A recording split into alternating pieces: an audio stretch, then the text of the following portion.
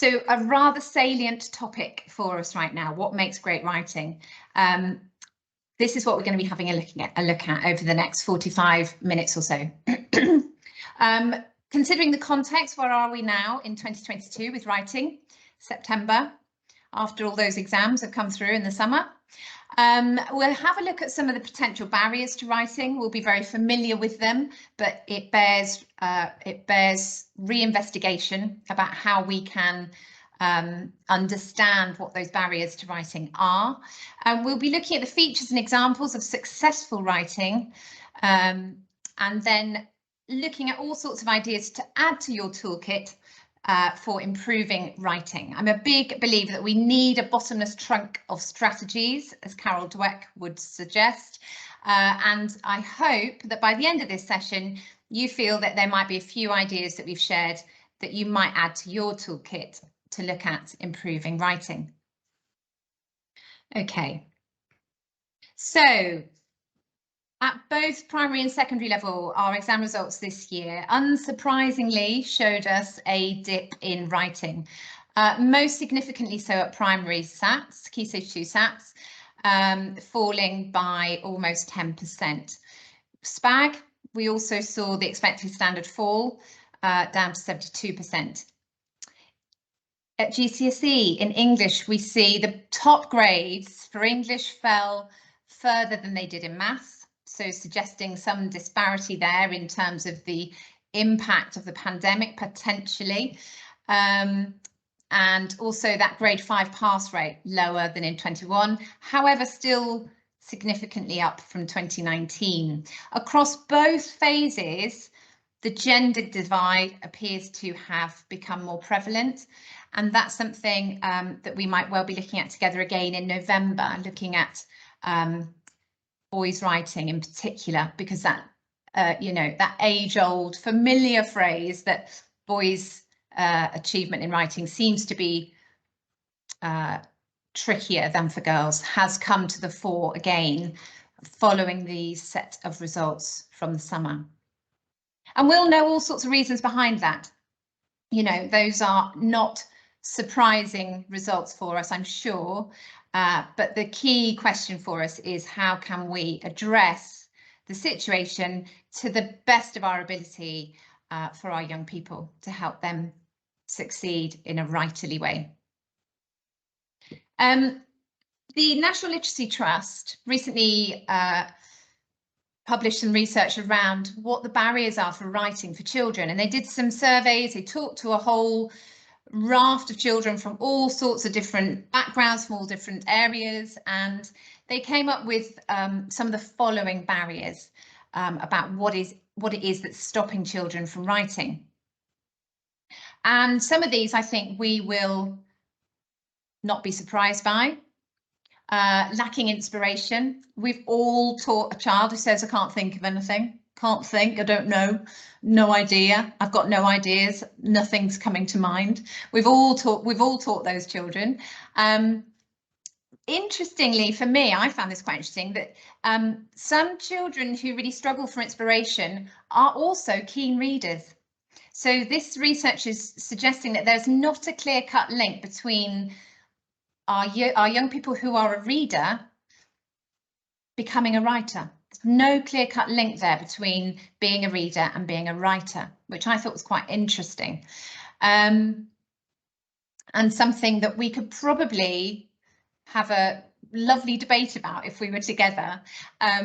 But perhaps that comes from, that some of those following bullet points around finding writing too hard, around finding writing boring, and perhaps not having the appropriate environment. Nearly 1 in 5 said they don't have that quiet space at home where they can work.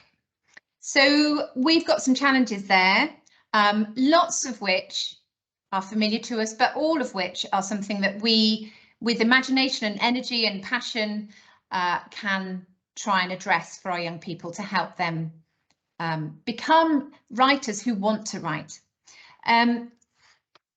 I think one of our remedies to some of these bullet points here, certainly around finding it too hard, perhaps around finding it boring, and perhaps around finding this lack of inspiration, might well be about really valuing short forms of writing. We are all desperate, of course, to build up that extended writing capacity so that we have young people who are resilient enough to build up to extended writing. But in my view, the way we get there might well be to make it finite. It might well be to make it bite-sized and achievable and manageable, and so that children start to feel that success as they're layering short bit after short bit, which eventually leads to extended writing. So let's go on and have a look at why it's so flipping tricky for many of our children. Isn't that interesting? It can be as cognitively demanding as chess. I'm not a great chess player. I've got a chessboard sitting over there, actually. We just have one out on the side so that the kids sometimes can just have a little game. But it's a really complicated, multifaceted, multi-layered, emotionally charged activity. Of course it is. You know, we put something of ourselves on a piece of paper every time we write. We reveal something of ourselves on that piece of paper every time we write. So cognitively, it's very demanding. Emotionally, it's very demanding. It's a courageous activity. I wrote a blog not long ago talking about how for me, the idea of talk is a really lovely, gentle, safe way into writing. And you have to tread softly through talk because writing is a very courageous process. So this is from the Education Endowment Foundation's Improving Literacy at Key Stage 2 resource pack. And I'm sure you're familiar with that. It's a very good document, so go and have a look at what that has to offer. But I've just pulled out a few of the elements within that. It's about coordinating several different processes. It's that chess game with words. It's about developing that ability to write at greater length and thinking of that in 5 stages. And I really like these 5 stages because I really like the final stage, which is something I think we probably don't value as much as we perhaps should in teaching. Planning, absolutely crucial. Certainly at GCSE, you can be given accreditation for your planning in the GCSE exam. So the planning is not to be underestimated by any means. And the process of building up capacity to plan and valuing a plan for writing is a really integral part of that writing process. Drafting, having safe writing spaces, you know, what mini whiteboards are fabulous for that, aren't they? But post-it notes and draft books that nobody's going to mark, making it oral and having oral rehearsal around what's my sentence going to sound like. Revising, that's the toughie, isn't it? Revising and then editing, going back and saying, okay, I like that idea, I'm recrafting, I'm reworking it. You know, many of our children get fed up and bored with that particular part of the process. So that needs thought. And I think to make that a finite, numbered activity almost, find me 3 examples of, you've got 1 minute to do, improve your noun choices. You have got to find 3 things in your partner's work that you feel could. Those kinds of finite activities are really supportive of that revising and editing process. And then lastly, the idea of publishing. And perhaps that's our neglected friend here of this 5 stages that develop our pupils' ability to write at greater length. Because publishing can take all sorts of forms, can't it? It can take a presentation to the class, a presentation to a small group, a presentation to a teacher next door, a presentation to a governor, some form of oral sharing of the writing that they have achieved. It can also obviously be published in a writerly form within the school, within something that is shared with feeder primaries. It can be published online. There are so many abilities now online to share our writing on a global stage. You know, that's really a really exciting part of that process. But perhaps with that end goal in mind and that idea of real audience, which does give that real value, doesn't it, to writing, someone is actually going to read this, you know, it's actually going to be delivered to a care home around the corner, whatever that might be. That real audience does give a real tangibility to that engagement for children to write at greater length. Modelling and scaffolding strategies, of course, we're familiar with those. I always like to think of it as a jigsaw puzzle, and we are giving pieces of the jigsaw to our pupils according to their need, and strategies that support them with those stages of the writing process. And then the idea from the EF is focus on one element in each session so that it's not overwhelming. We are really honing our skills in each element. I don't want a burger. No. Or is that somebody wanting to contribute? No, I'm really sorry.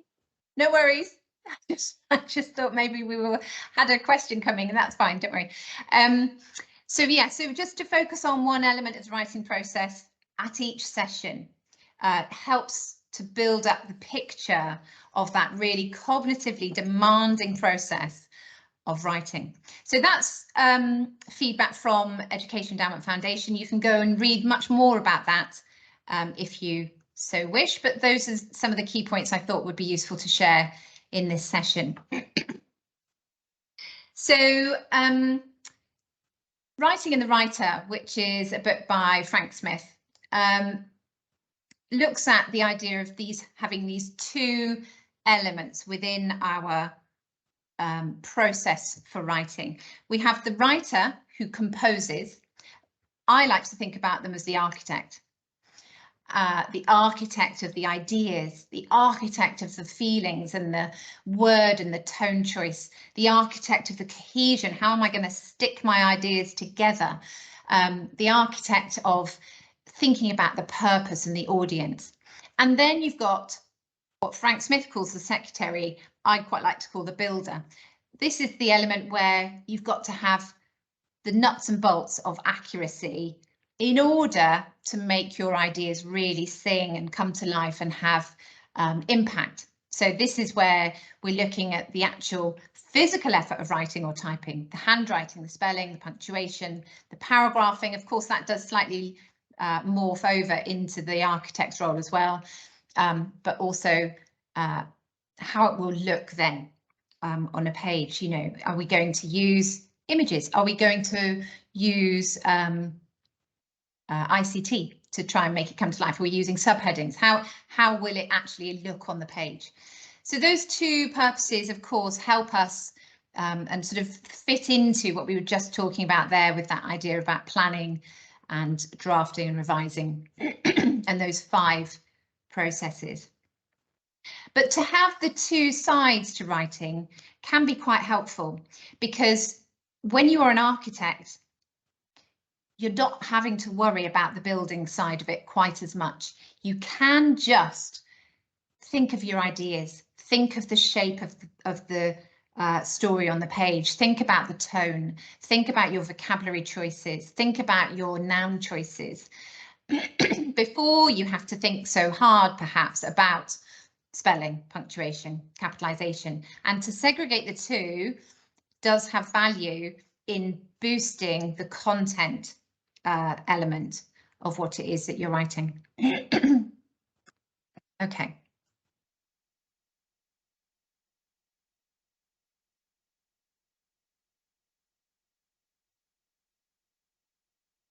Sorry. Okay, so what makes great writing? This is a nice little nutshell that I use quite frequently when I'm teaching GCSE or when I'm working with Key Stage 2 classes. It's a really lovely 5-point sort of aid memoir to help us craft what it is that makes great writing. We know all of these elements, but in terms of teaching and helping our young people understand what it is that is going to turn their ideas into something that really sparkles, it's these 5 elements. It's that ambitious vocab. And we don't just mean adjective. we mean the noun choice, the verb choice. The verb choice is utterly crucial. The difference between walk and strut, the difference between see and glance is so important and so nuanced that it massively impacts on the end result of a piece of writing. Language techniques, use of imagery, use of simile and metaphor, personification to bring things to life. All of those elements make such a big difference, don't they, when we are trying to enliven ideas that children have had. Structure and shaping, absolutely crucial, and certainly at GCSE, both the vocabulary element and the structure element are marked twice. They are both double whammy features because they're assessed for AO5, they're assessed for AO6. So that's the content and organisation and also the actual elements of spelling, punctuation and grammar. they're marked twice, so they're really vital, those two elements at GCSE and of course at primary as well. Varied sentences. Sentence variety is really crucial. If you have seen, there's a lovely little, I don't think it's a poem, it's just a sort of a saying about 5-word sentences. If you just Google 5-word sentence poem, that would probably come up. And it's just a little phrase that has 5-word sentences for about 5 or 6 sentences, and then it turns to using varied sentences, and it talks about how suddenly the ear is totally switched on, because good writing is music to the ear, and good writing has, of course, to have that sort of prosodic feature of variety that engages and keeps our interest as we're listening. And finally, varied punctuation, which is utterly integral to each of those elements, really, to define and delineate what it is that our children are trying to convey. So that's what makes great writing in a nice little nutshell. And in a minute, I'm going to show you how I might use that in a lesson. Okay, so let's consider some features of successful writing. This at GCSE, the writing element for paper 1 section B is based on an image, and so that has now really threaded throughout education. Really, we're all using image a lot more than we did, which I think is a great thing. You can get so much from a picture, which of course literally paints 1,000 words. And this image of Venice, something similar to this, it's not the exact image, but something similar to this was the catalyst for a piece of writing I'm going to share with you that was written by a year 10 student and was graded highly. So let's have a look at this beginning extract as a response to that image from Venice. Okay, the light in Venice. I'm going to read it. I hope that's okay. Sparkling and twinkling, the lights danced like an entity in their own right, a beautiful pirouetting performer. The light hit the windows and shimmered off the water, whilst highlighting the waves and ripples as oars gracefully dipped up and down and to and fro. Light which revealed Venice for everything it was, everything. A gondola smoothly departed, the precious people inside pealing with laughter, eyes twinkling with life and vigour. All around you could hear whirls and eddies of water sploshing and splashing delicately in response to the rhythmic beat of the gondola's oars and their recurring dive. A hand touched the dark inky water, its owner squeaking in delight at the cold blackness of the sea. The hand then intertwined with another. They held on content in each other's company, a symbol of a life lived. So obviously very successful, very engaging writing. This was actually used as an example of grade 8 level 8 GCSE writing. And let's have a look at the planning that was behind that piece of writing. That's obviously just the start of it. But the student who wrote that had this plan. So really coherent, numbered thinking through what each paragraph, what each section was going to contain. That's on the left. But then almost more importantly, almost, not quite, but almost more importantly, we've got a range of ideas here around what the student wanted to convey through that writing. So we've got the semantic field. Okay, what is my recurring theme essentially in this writing? So this student has chosen light and darkness. They wanted to include sensory language. You probably spotted there's a bit of onomatopoeia in there with the splashing and the sploshing. A motif, a recurring little phrase, the light dipping and undulating, light undulating, convulsing all around. They were really clear they wanted to have varied sentence types. They wanted to vary the starts of sentences, and they've put this on their plan as a good aid memoir to their writing so that they don't forget. Vocabulary, they've mentioned it's counting twice and must remember to really vary in vocab, structures, and then they've actually got a little list here of the punctuation they want to use. And as a reminder in planning, that's quite a successful idea. That does help. So whatever age and stage you're teaching, that is really helpful to say, okay, which forms of punctuation are you going to use? Let's make a list of them. Let's jot them down. And then at the end, when we're doing our revising or our editing, what did we use? What didn't we use? Because we know that in terms of the assessment objectives, those punctuation marks really do count. They really do make a difference. So if we look back, sparkling and twinkling, lights, got all sorts of shimmered highlighting, twinkling with life, dark inky water, so you've got the light and then the juxtaposition of dark. So there's lots of features in there that are really successful and lead this to being a really high assessment for at GCSE level. But actually, when you look at it, there's lots in there that's very achievable too. You know, we've got brilliant crafting here of isolating a one-word paragraph. That's really achievable. That's a technique we can teach. That's not something that isn't attainable for all our pupils. That planning is really valuable, really successful element there. Okay, let me show you a few sides of something I would use to teach fictional writing at Key Stage 3, but actually I think this would work equally well at 2 and 4, depending on your word choices. So this is the start of a descriptive writing session that we used to do as a standalone. It was a one hour a week standalone descriptive writing to build capacity for extended writing at Key Stage 3. So we chose particular words that we wanted to really focus on. We threaded it back from where we knew Key Stage 4 was heading, and we picked out certain words, and some of them were, one of those words was depict.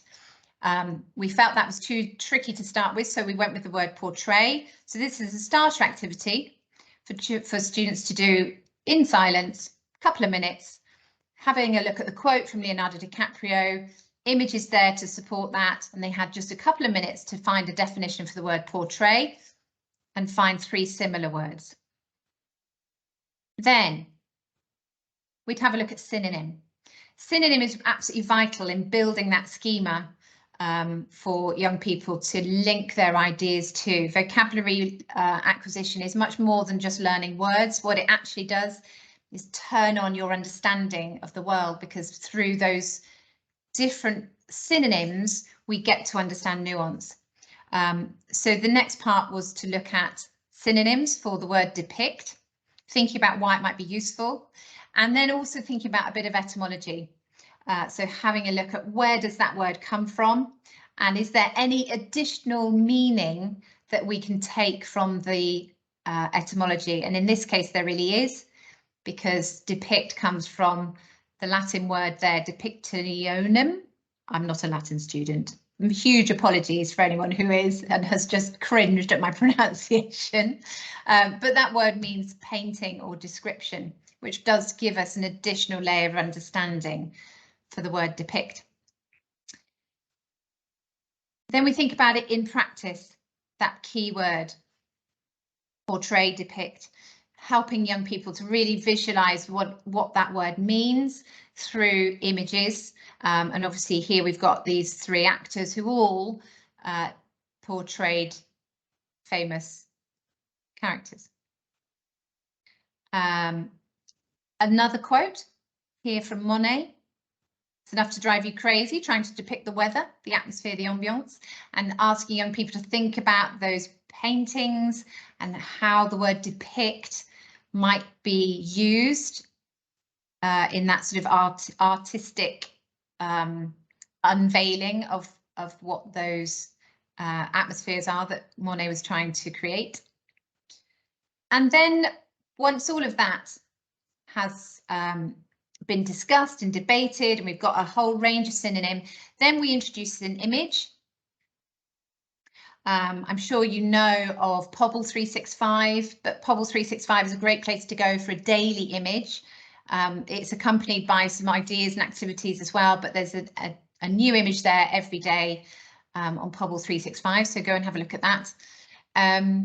But we then introduce the image and ask students to mind map ideas, jot down their best vocabulary ideas, think about planning for structure, just like we saw from that piece on Venice, where they've planned for structure, also planning for the shape.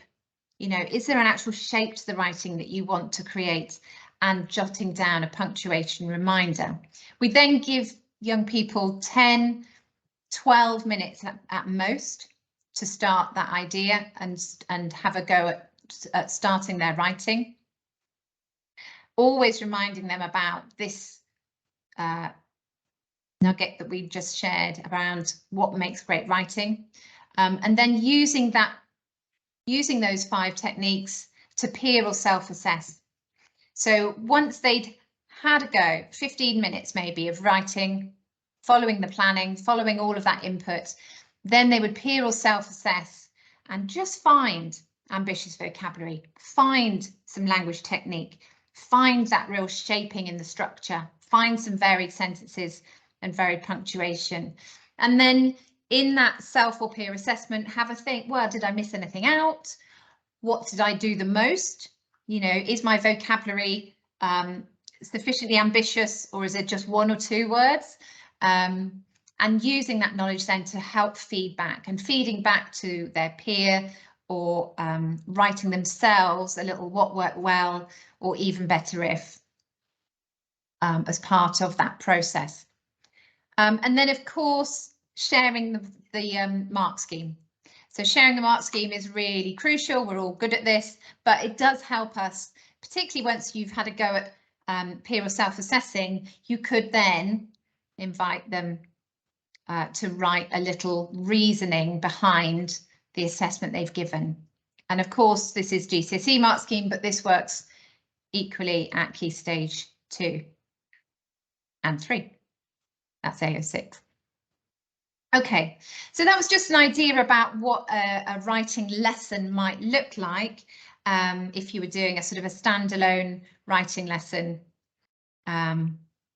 with your classes. Okay, so it's now 20 past 4. We've got another 20 minutes or so, so I'm hoping to share now some ideas with you for your writing toolkits. Lots of them you might be familiar with. Let's see if there's any new ones for you that you like the sound of. Okay, National Literacy Trust, really great resource, and they've got lots of ideas there and lots of support and guidance for you, one of which is around how to create a writing culture. And I actually think this is a really key part of our drive to improve writing, is to establish a writing culture in your school where it's celebrated it's cool and it's successful. And there are lots of ways of making writing quite cool. And it's got a lot to do with the real audience that you might engage in sharing writing. And it's also about valuing lots of different forms of writing.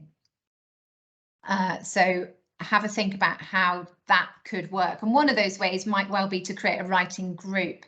And the National Literacy Trust will give you on their website lots of guidance, how to set one up, tips on planning, games, advice, how to keep it going over time. And it's all there for both primary and secondary audiences. So well worth a little trip over to their website to think about how you might want to create a writing group in your school. And that would be one of the ways to establish a writing culture. Just as we do with reading and establishing that reading culture, I think the idea of establishing writing culture is very much around modelling and demonstrating cool, successful, engaging people are writers. And sharing that. You remember the whole Get Caught Reading campaign, you know, of, I don't know, David Beckham sitting on a sports bench somewhere having a quick read. Well, maybe we need to do something similar with writing, you know, Get Caught Writing kind of idea, where we're showing and modelling and sharing successful writers who are accessible, so that our children see something of themselves in that and in that writing culture. Okay, Cressida Cowell has a really great website, Free Writing Friday, and there's lots of ideas there, lots and lots, so go and have a look. This is just one I pulled out because I love the idea of linking image with writing, and she says that a map is a really useful starting point for a story. This isn't new to us, we're all quite familiar with Treasure Island, Peter Pan, but it's a lovely imaginary place to go, isn't it? And in terms of building capacity for writing and building that interest, maybe a map is a good place to start. They also encourage you to think about your characters, because as soon as you've got names for your settings, Cressida Cowell's saying you start to wonder who lives there. You can of course do this on ICT, you can do this virtually. There's all sorts of ed tech out there now to support you with this process, but to have images or maps that you attach your writing to, that as a catalyst for ideas and for thinking, might be quite a cool idea and a good place to go. I've done this at sixth form. I've done this with A-level classes with Play-Doh. We actually used Play-Doh to think about The Tempest, and that led to writing. I think something that's tangible, that you can manipulate and change, and that you can't be wrong. It's really nice if it's impossible to be wrong with something. You know, our children are educated quite young that it's bad to be wrong or to get something wrong, and actually that process does remove their creativity. So let's give them some safety with drawing a map or creating something image-based where they can be creative and then attach language to that. The good old feelings wheel. I'll never lose the love for this. I do think it's a really helpful part of our toolkit. It's all online, feelingswheel.com. Share it, print it out, laminate it, put it on your desks if you haven't already, because it's a really helpful synonym builder, starting off from the sort of basics in the middle and building out with greater and greater nuance about, you know, the specific element of happy that you feel. What is it you feel? The specific element of anger. It was actually developed by psychologists to facilitate dialogue. And it does do that, but definitely it's helpful for writing as well. And if you've ever seen anything I've done before, you'll know I'm a massive advocate for poetry. I think it's the cordial of our language. It's the little tiny bit before we dilute it with water. And so therefore its capacity to improve and be a visionary version of a story is really huge. And Jason Reynolds, the author, talks about it being a really brilliant space for anyone who's a bit intimidated by writing, or a bit intimidated by the idea of having to write or having to deal with words on a page, because of course in just a few choice words it can create entire moments. The spacing and the line breaks naturally give you that rhythm and musicality and flow that we were just talking about as features of really successful writing. Stanzas, bite-sized chunks, and that white space just gives that breathability. So it's something that I think we can use as a catalyst for longer extended writing, but it certainly provides huge potential for us to encourage our children to write poems. You know, all rules are off. There's a real freedom in that. So allowing them to build up their creativity and build up their understanding of what it is they want to say, and building their own voice. And yet it's that sort of real cordial of choice words that creates entire moments. Poetry by Heart, who are one of our partners actually at Chatterstars. They're just wonderful, and they run a competition every year to learn a poem by heart and perform it, and the finals, as you probably know, are held at the Globe, and they're really exciting moments, and they have on their website lots of support to help young people learn poetry by heart. And actually, in terms of writing, it's a very interesting activity to learn something by heart. What that does is it turns on that language capability.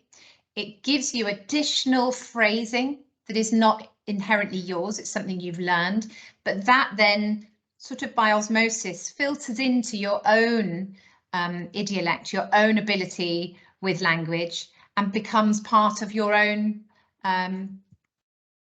dialogue and your own internal voice, which of course then is something that can come down your arm and through your pen onto the page. So Poetry by Heart do give lots of ideas about how to help children learn poetry, and as a homework activity, or as a whole class assembly, or whatever it might be. I think there is real value in learning snippets or whole poems. And certainly when we get to GCSE and we want our young people to remember quotations, again, it's quite helpful if they've had that capacity to learn and memorise switched on lower down the school and since primary. So have a look at the Poetry by Heart website. There's lots there to help you with that. Fast poetry is very helpful. It's a great revision tool. I've seen lots of science and maths lessons using this as a revision tool. It's a good plenary activity. But also it, of course, turns on our capacity for language, which in turn enables us to tick the boxes for ambitious vocabulary and also for structure quite nicely. So have a look at what that can do for you. Here's a few examples. Guinea pigs was quite a nice one that somebody wrote. But you can choose, you know, you can have concrete nouns, abstract nouns, all sorts help you to remember and improve language there. Blackout poetry, really fantastic idea for display especially, but also because the writing's already there and you are blanking out what you didn't want and revealing what you did, there's a safety in there. So for reluctant writers, that might be a good catalyst for them to go on and write something that they found by blanking out the words around it. So blackout poetry, a really interesting place to go. And weirdly, I think it's the Scouts. On the Scouts website, there's a whole how to teach blackout poetry section. There's some more. And of course, what a lovely thing to do with your old books that nobody's using anymore in your English cupboard, or in your Key Stage 2 spaces. If there's books that no one's using anymore, they've got a bit sad and tired and the spine has gone, use the books, use the pages to do this. Kennings are a really nice idea as well, because they allow us to you know, hit some of those language techniques, that metaphor idea, and are a nice way of naming things. There we go, meat eater, keen fighter, what am I? Loud roarer. Here's a few more from Beowulf. And of course, in terms of writing, they just really pinpoint meaning. And if we are able to use that sort of noun phrase instead of the name, then we've got a real additional layer of depth to what it is we're trying to say. What's your favourite on there? I quite like Poison Breather, that's all right.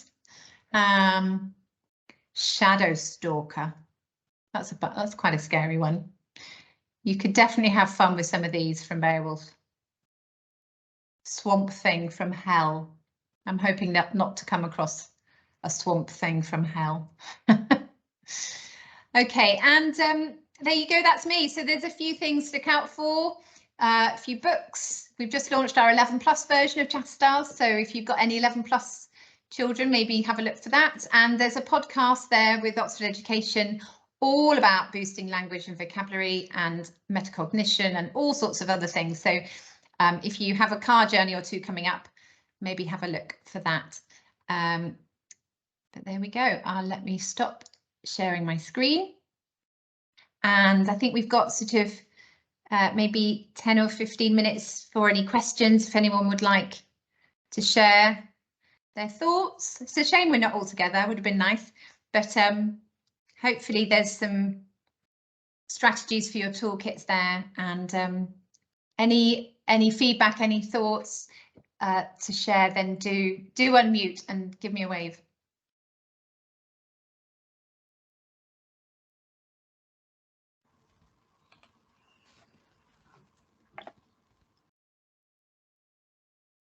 Hi, Matthew. Hey there, can you hear me? Yes, yeah. Perfect, thank you for the talk. For a bit of context, I'm economics, mainly A-level, but also GCSE teacher. And I did the writing CPD because it's just often a weakness for the students. And I often get the sense they understand, particularly the sort of mathematical, logical side, much better than they're able to articulate it. But this kind of writing is less creative, other than the top level. I'm not really looking for creativity. I'm just looking for an ability to articulate someone else's idea, basically someone else's theory. So my question is basically, would you recommend that it's still useful to encourage these students for this kind of writing, to do this sort of poetry exercises or more creative writing, or do you think it would be more useful or efficient or practical to just say to them, you need to focus on a sort of more academic, you know, non-creative writing exercises? Well, depending on your outcomes that you need, it might be that the more creative manipulation of language isn't quite as necessary. However, I think in terms of those, what makes great writing, you know, ambitious vocabulary, structure, language device might not be something you need quite so much. Punctuation, absolutely critical. So yeah, there's quite a few there that I think will be, you know, that's what makes the difference between a really great science writer or mathematical writer, you know, that's clearly scaffolded within those techniques about what good looks like. But also, you know, things like poetry, certainly those fast poems, I think they give you a good basis to formulate your ideas within as well. that you can then use as a catalyst to write whatever it is that you've asked them to do as an outcome. You know, it might be that you use a fast poem as a plenary activity or a starter activity or a baseline. Let's find out what you know about, you know, photosynthesis. Yeah, so I think, you know, we all want to have fun with words, and I think the more you can do that with whatever the context of your own subject area, the better. And hopefully there's a few ideas from that will help you do that.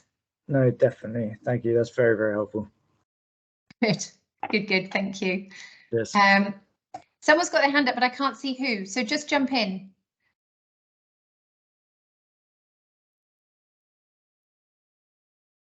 Is it Tracy?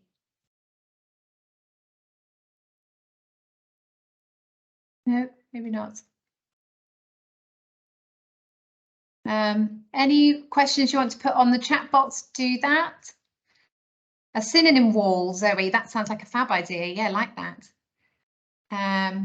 Oh, Tracy's mic's not working. Just type the question out, Tracy, then maybe we can put it in.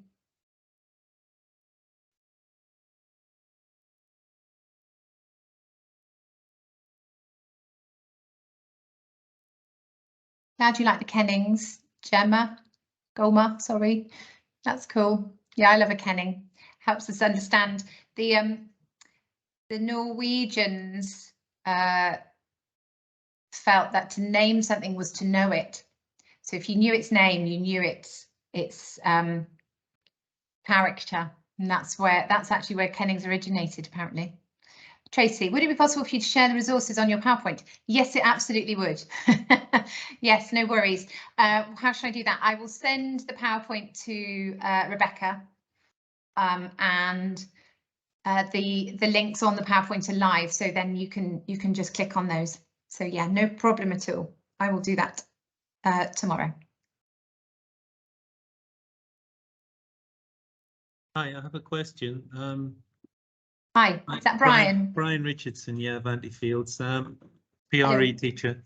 Hi, I was wondering, you know, you touched on the disparity, gender disparity in writing, in the uptake for writing, and in the confidence to do with the tendency to get involved with it.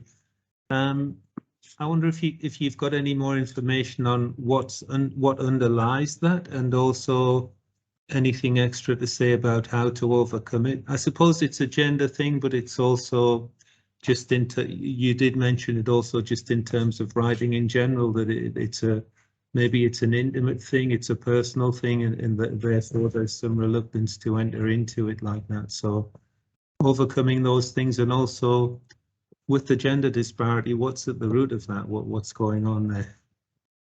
If you have any information. Yeah, it's it doesn't go away, this one. I'm thinking specifically for us in English, but I think there are certainly other subject areas where the gender divide is quite pronounced. Couple of things. One, the way we assess in English is not very boy-friendly. It's slightly better now than it was, but it's still not particularly boy-friendly. So there's a sort of inherent disparity in some of the assessment systems that we have in place, certainly at GCSE. And also early literacy experiences are predominantly female. So I mentioned earlier this need for children always to see something of themselves in what they're writing, what they're reading, what we're modelling, how we're sharing, you know, the world around them. They have to see something of themselves within that. And I think that there's a big barrier actually for a lot of our boys in those early literacy experiences, finding it a very female environment. So we need to do all we can to evidence, you know, male readers and writers. We need to share as much as we can so that they see something of themselves. They see themselves as a writer because they have seen people like them writing. So I think that's another potential barrier. And then it's very difficult, isn't it? It's very difficult, and you can't generalize, because we all know, you know, both boys and girls who have all sorts of different traits, and just because they're male or female is not the deciding factor there. However, we might say boys quite like competition, so do girls, but boys quite like competition, so maybe having something quite competitive around the writing in your classroom can help. Making things finite helps girls as well, but boys particularly do like that idea that it's tangible, and it's you know, I've got to do X amount, and then I've hit, you know, the target or whatever it might be. Certainly in November, I'm doing another session, I think mid-November for Avanti, and that session will be entirely based on ideas that work well for boys. In the meantime, in fact, I spoke to Matt Pinkett, I think his full name is, about this on one of the podcasts. So on Oxford Education podcasts, if you go and listen, there's one of them is called Why Boys Don't Try, or something like that. And he's got lots of ideas. This is something he's done a lot of research into as well. So yeah, it's a big area, isn't it? But I'll try and tackle it a bit more in November. Okay, thank you. I was also wondering if maybe there's any evidence to support that it's to do with the physical process of writing, that maybe girls are generally more presentable with their work, they take more pains over it, or it's easier for them to present nicely, and therefore there's less of a barrier in that sense. I don't know if there's evidence for that, but just... I'm not sure there's evidence for that. You know, anecdotally, we might have our own view of that about what we've seen in the classroom. I don't think necessarily it's a boy-girl divide there. You know, I've certainly taught many girls who've not been great at the presentation either. But you know, there's lots of ways around that too, with technology these days. So yeah, let's come back to that in November. Thank you, Brian. Any other questions? I think, was it Rachel? Yes. Hello. Hi, Rachel. Okay. So I'm year 3 teacher at Avanti Park. We've just finished a piece of descriptive narrative, and I'm finding that gap between the kind of creative mind generating the lovely vocabulary and the practical spelling, punctuation, you know, even things like finger spacing and stuff like that.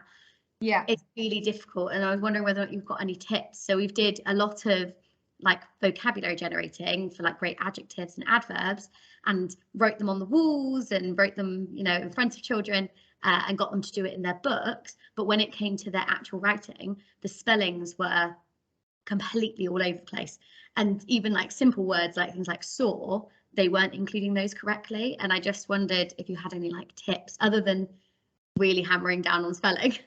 If you had any tips for like bridging that gap. Yeah, it's the most vital thing, isn't it? That bridge between the thought process and the talk, and the debate and the dialogue and the generation of ideas. Hi, Rachel. I can see you now. And then actually getting it down on paper. I really love safe writing spaces that are transient. So they can use mini whiteboards and all the rest of it, and it's gone if they didn't like it or they felt it was something they could do better. I also really like human sentences, so getting your kids standing with a word each and moving them around so that you can understand the nuance and the difference of impact when you change the subject of the sentence around, or if you put this word at the beginning, or if you start with a non-finite verb, you know, dancing his way home, Jonathan fell over, whatever. Playing with clauses like that is quite lovely, but also the more visual you make things. We know Dr. Jessie Ricketts' research into how we embed language is it's got to be visual. As we say it, we've got to see it. Mm-hmm. So the more visual we can make language, and then those language choices that we're actually manipulating with our children, you know, if maybe you're making a whole class story, or you're making a whole class paragraph. It's absolutely crucial that you model it as the teacher. You're sharing your thought process and your writing. You know, getting kids up to do those sort of human sentences is lovely fun, but making it really visual, so that you've got that sort of transient space between the generation of ideas and the talk and the written outcome. Yeah, that sort of oral rehearsal idea is really key. Hope that helps a little bit. Thank you. Any other questions?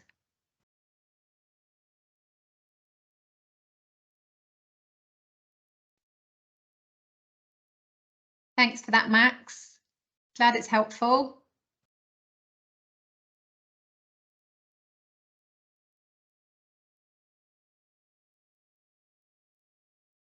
Okay. Well, if there's no more questions, any more in the chat box, very welcome. We've got another few minutes if you want. But otherwise, maybe it's time for a cup of tea.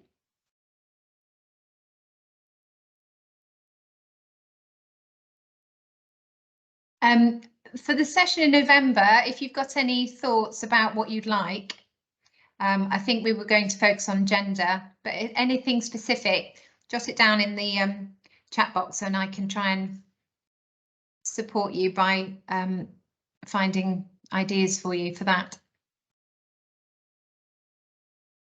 Thank you very much. That was really, really useful. Thanks.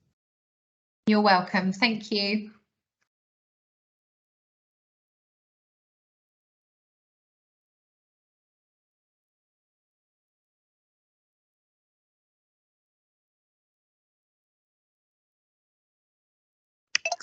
Thanks very much. Bye, everybody.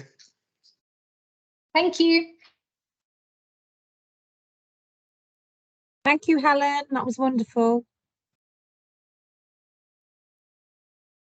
Thank you. You're very welcome. Nice to see you all.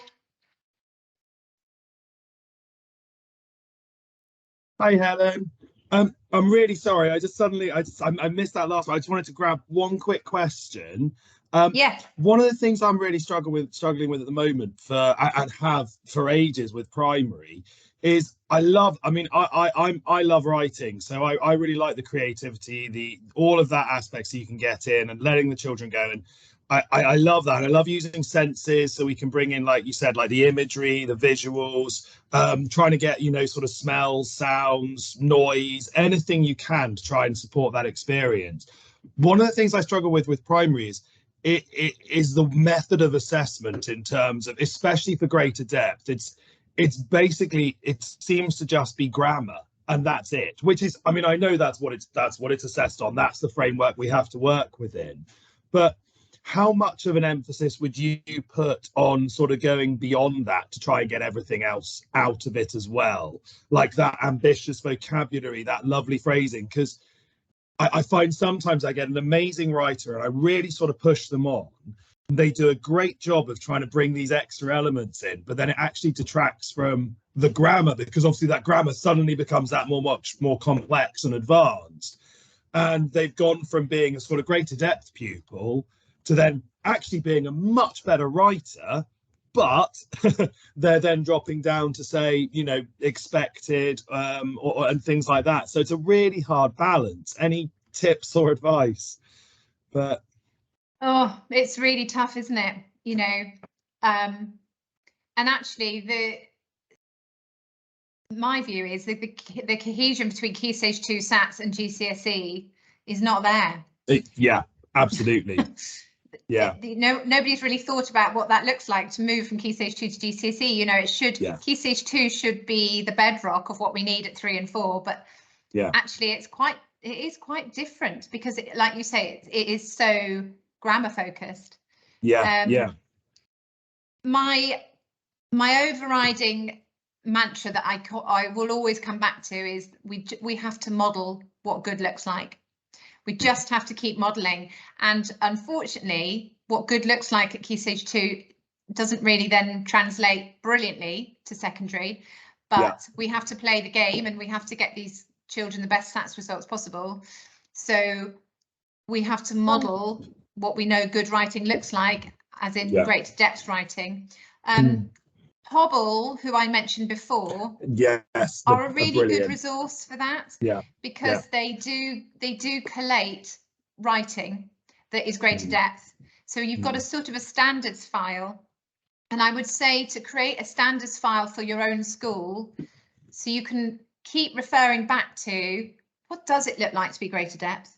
Yeah. Let me just remind myself, because we all need that. You know, we get a bit blinded by content or by, you know, just it being wet in December.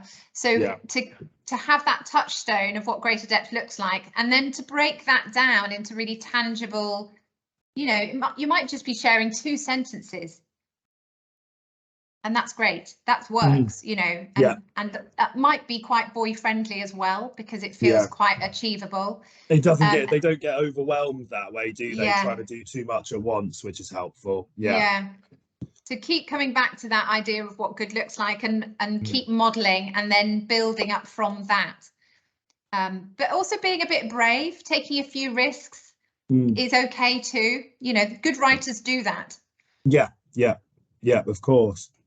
Okay, no problems at all. So I mean, it's through that modeling and just I like you said, the marrying up is very difficult between key stage. I mean, even from key stage 1 to key stage 2 is still not a perfect sort of transition in terms of I mean, I can remember having a year 2 class, and I looked at children who I thought, well, actually, if I was assessing you in year 3, you'd probably be great depth, but assessing you against the end of key stage 1 year 2 framework, actually you're coming up as working towards. And that was a very curious moment for me, looking at those pieces of work and thinking, didn't happen often, but just, you know, to have one that would year 3 fit sort of greater depth, or, you know, at least fitting into expected, and then another one that was lower than that based on the year 2. So it's very curious, but yeah, no, really helpful. Thank you very much. Much appreciated. No worries. Good to talk to you.